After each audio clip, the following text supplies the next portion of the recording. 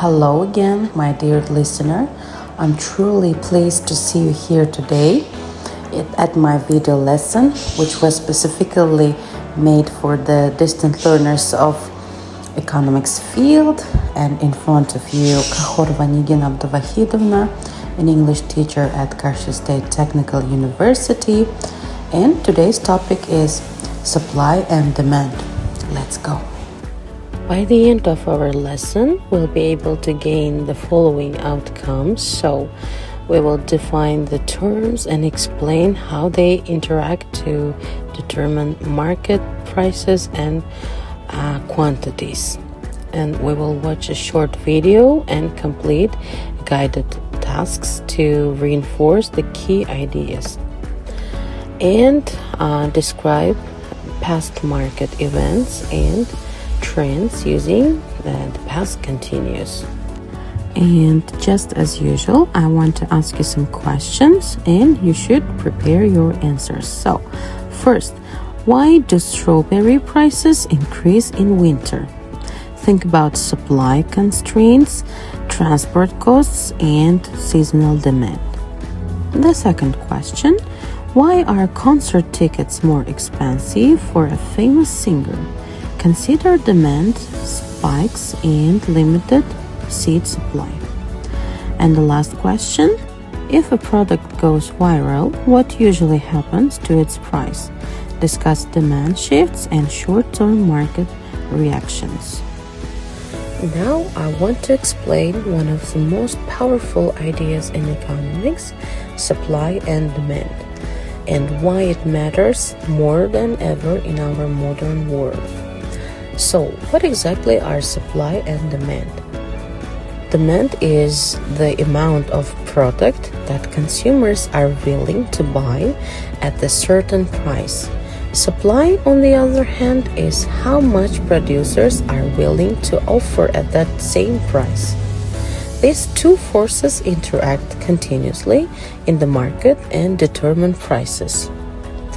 There is a simple rule. When prices go down, demand usually increases because products can become more affordable. However, suppliers may produce less because profits decrease. On the contrary, when prices rise, suppliers are motivated to produce more, but consumers tend to buy less. The balance between these two forces is called market equilibrium. This is the point where supply equals demand. At this price, everything produced is sold and there's no shortage or surplus. There are also four important laws to understand. So here they are. First, if demand increases but supply stays the same, prices go up. If demand decreases, prices go down. If supply increases but demand stays the same, prices fall. If supply decreases, prices rise. These laws help businesses make decisions, especially in uncertain times. However, real-world markets are more complex. Businesses don't always just follow the rules, they try to influence them. For example, companies may lower prices temporarily through discounts or promotions to attract more customers. Even though profits per item decrease, overall sales volume can increase. Another strategy is to limit supply. Luxury brands often produce fewer products to create a sense of scarcity. When something is rare, people are often willing to pay more for it. This increases the profit margin per product. And businesses can also create demand. Through marketing, advertising, and storytelling, companies can convince consumers that they need a product even if they didn't realize it before. For example, many tech products or lifestyle brands succeed not because of necessity, but because of strong branding and perceived value. In addition, external factors like government policies, natural disasters, and global events can shift supply and demand suddenly. For instance, higher taxes can reduce supply, while trends on social media can rapidly increase demand.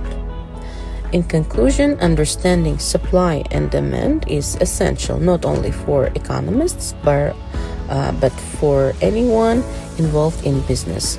It helps set the right price, predict market changes, and make smarter decisions. But most importantly, it teaches us that markets are not fixed.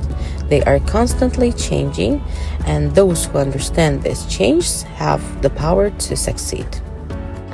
Alright, dears, and now I'm going to ask you some questions relating the text. So, what is the law of demand? You should explain the inverse relationship between price and quantity demanded with a brief example. Second question, how does the law of supply differ? You should describe the positive relationship between price and quantity supplied and give a short example. Third question, name 3 factors that shift demand. You should list and briefly explain income, tastes, preferences, prices of related goods, expectations, and population. And the fourth question, what happens during a shortage? Describe price movement and producer-consumer responses when demand exceeds supply. And the last question, explain market equilibrium. Define equilibrium in your words and mention what happens if the market is not at equilibrium. So, this is the next part of our lesson. We should do some matching exercise. We are going to match the words from 1 to 10 with their correct definitions from A to J. You'll be given 30 seconds, but you may press pause and take extra time to think, and we will check our answers together afterwards.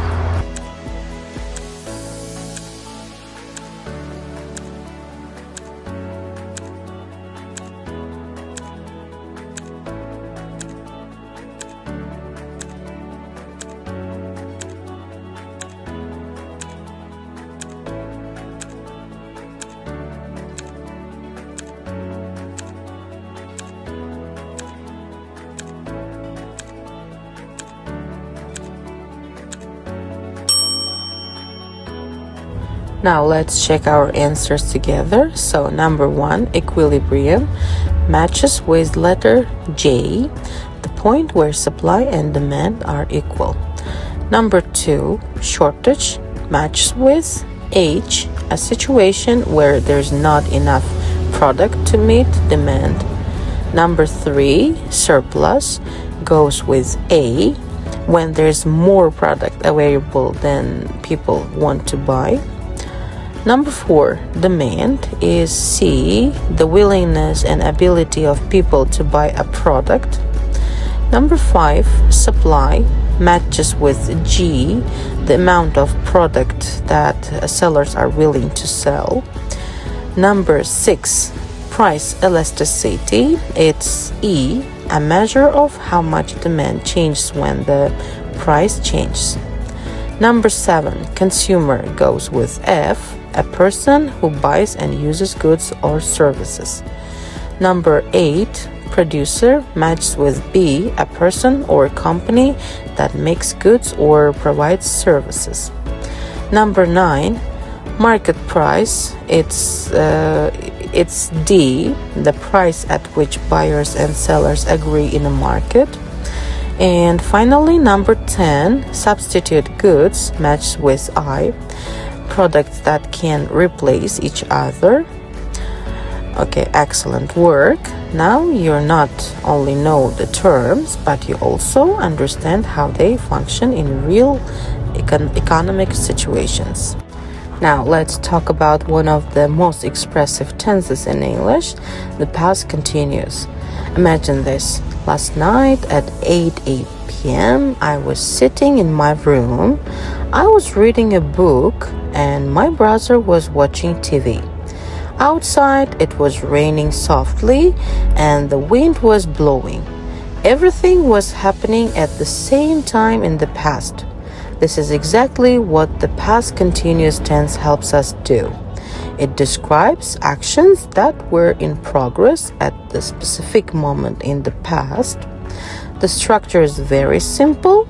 Subject plus was were plus verb with ing in the end. For example, I was studying, or they were playing football, or she was cooking dinner. We use was with singular subjects like I, he, she, it, and were with plural subjects like we, you, and they. But that's not all. The past continuous is also used to show two actions happening at the same time in the past. For example, while I was doing my homework, my friend was listening to music, or she was talking on the phone while walking home. It can also describe a long action interrupted by a short action. For example, I was sleeping when the phone rang, or they were driving when it started to rain. Here, the past continuous shows the long action, was sleeping or driving, and the past simple shows the short interruption, rang and started. We often use time expressions like while, when, at that moment, all day, all night. In conclusion, the past continuous tense brings stories to life. It helps us paint a picture of the past, not just what happened, but what was happening. So, next time you tell a story, don't just say what you did. Show that what was happening around you. Alright, students, now take a little time to think and answer the following questions. So, what were you doing when you were spending your last money as a student? While you were walking in a supermarket, what products were you looking at and comparing? What were you thinking about while you were deciding to buy or not to buy something? While your parents were giving you money, how were you planning to use it? What were you doing when prices were increasing in your local shops? While you were saving money, what things were you avoiding buying? What were your friends doing while you were trying to save money? While you were choosing between two products, what factors were you considering? What were you doing when you noticed that something became more expensive than before? While you were studying, how were you managing your daily expenses? Now let's watch an interesting video in order to get better understanding about what supply and demand are. Welcome to our short course in economics, where we learn how we make choices when unlimited human wants meet limited resources. Supply and demand shows how people coordinate their decisions by communicating through prices. Supply refers to the number of goods and services that sellers produce at a certain price. Demand refers to how many goods and services consumers are willing to buy at a certain price. Let's assume there is just one coffee shop on the market, but 100 people who drink coffee. The price of coffee is $3 per cup, and the people each drink 1 cup per day. We can illustrate this with a diagram showing the price per cup of coffee on the vertical axis and the number of cups of coffee consumed on the horizontal axis. At $3, 100 cups are demanded. What do you think? How many cups of coffee would these 100 people drink if the price of a cup were to increase to $8? While at $3, 100 people drink a cup of coffee, at $8, maybe just 30 do. And at $12, there could be as few as 10 people interested in purchasing a cup. However, at $1 per cup, demand could go up to 150 cups a day, because some of those original 100 customers are now drinking 2 or more cups. This is what economists call a demand curve. It shows how much quantity is in demand at each price. The curve usually slopes downwards because economists assume that the lower the price, the higher the quantity demanded. The supply curve shows the number of goods or services sellers are willing to provide at a given price. It curves upward because the higher the price, the more supply. As we already know, at $1, the people on the market demand 150 cups a day. However, the owner already pays $1.20 for the beans per cup, which means he can't sell a cup for just $1. If the price were to be $12 per cup, the owner could hire 2 additional staff while supplying up to 150 cups. Unfortunately, only 10 customers would buy at this price, and that's not enough to cover the cost of business. The sweet spot happens to be at $3. At this cost, the owner can hire 1 employee and happily supply the 100 cups a day that are demanded at that price. Supply and demand on one graph look like this. At $12, the owner can supply 150 cups, but only 10 people would buy a cup of coffee at that price. At $1, he can't supply any, but demand would be 150 cups of coffee. The two curves meet at $3 and 100 cups. Let's now assume circumstances change. The summer was very hot, and there was only a little rain which left many coffee bean crops destroyed. The poor harvest yielded a low supply of beans. As a result, more traders bid for the limited amount of beans, leading to an increase in the price. The shop owner now buys the beans from the farmer at $2 for the beans per cup. Can he still sell at $3? He tries and decides to let go of his employee and begins serving coffee all by himself. But he cannot meet the demand of all his customers. If the government were to force him to keep the price fixed through so-called price controls, queuing would be part of everyone's life. To reduce the wait times for his clients and make up for the increased cost of the beans, the owner decides to increase the price of the coffee to $4.50. The supply curve now shifts to the left, and at $4.50, the shop will sell 70 cups of coffee per day. Typically, the higher the selling price of a good, the greater number of people willing to supply it.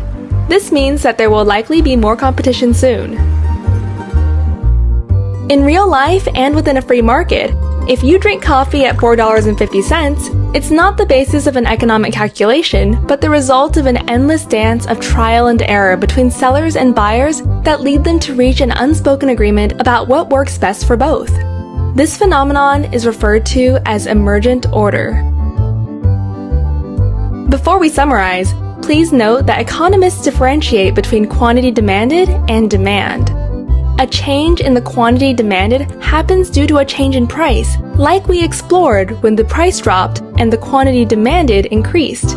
A change in demand happens when the environment changes. Let's imagine that many people in the market become more health conscious and think that coffee is bad.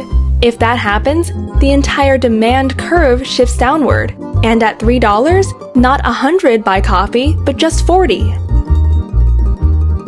Let's summarize.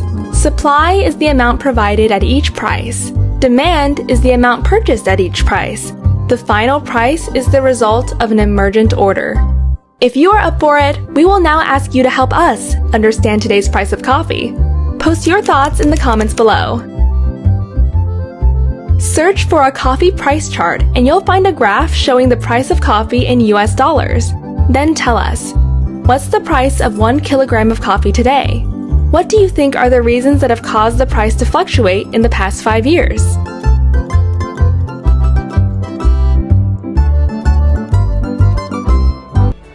Alright everyone, now let me explain your homework.